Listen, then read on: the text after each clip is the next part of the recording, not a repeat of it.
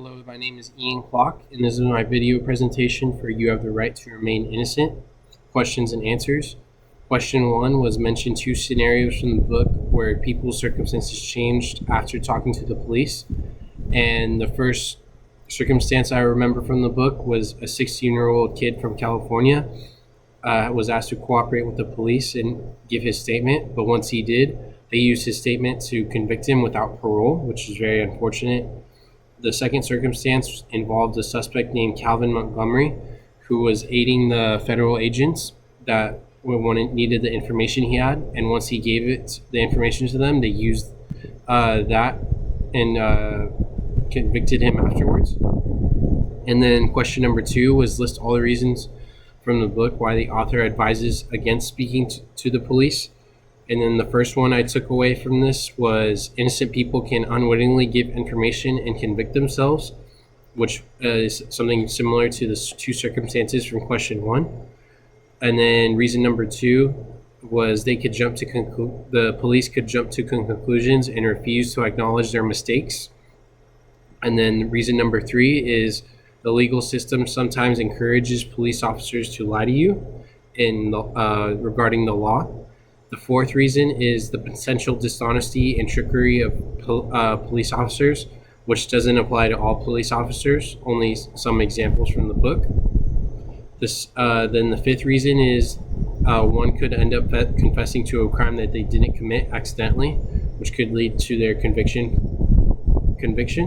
And then the sixth reason is potential of misspeaking and saying something different than one meant to say from a suspect, which often leads to the seventh reason why no one should talk to the police afterwards, is the police might be unsure or mishear what one says, which could often lead to someone's conviction if the police aren't sure or one becomes suspicious accidentally.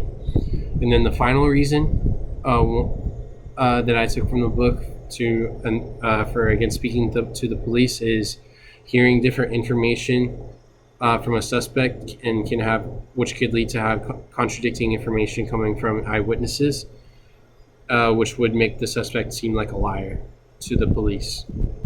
Third question is, what is the most important advice the author gives people if they are asked to speak to the police? And what I took away as his most important advice is to ask for legal representation, or also known as a lawyer, once the police try to convict them. And then question number 4 is, what do you personally think of the author's advice? I think much of the advice the author gives in the book is very useful and good to remember when one ends up in any situation regarding police, which can be any situation with the police can be very scary.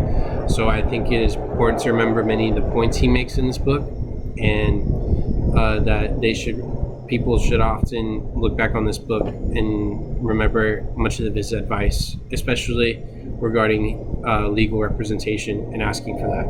Thank you for my presentation, thank you for listening to my presentation.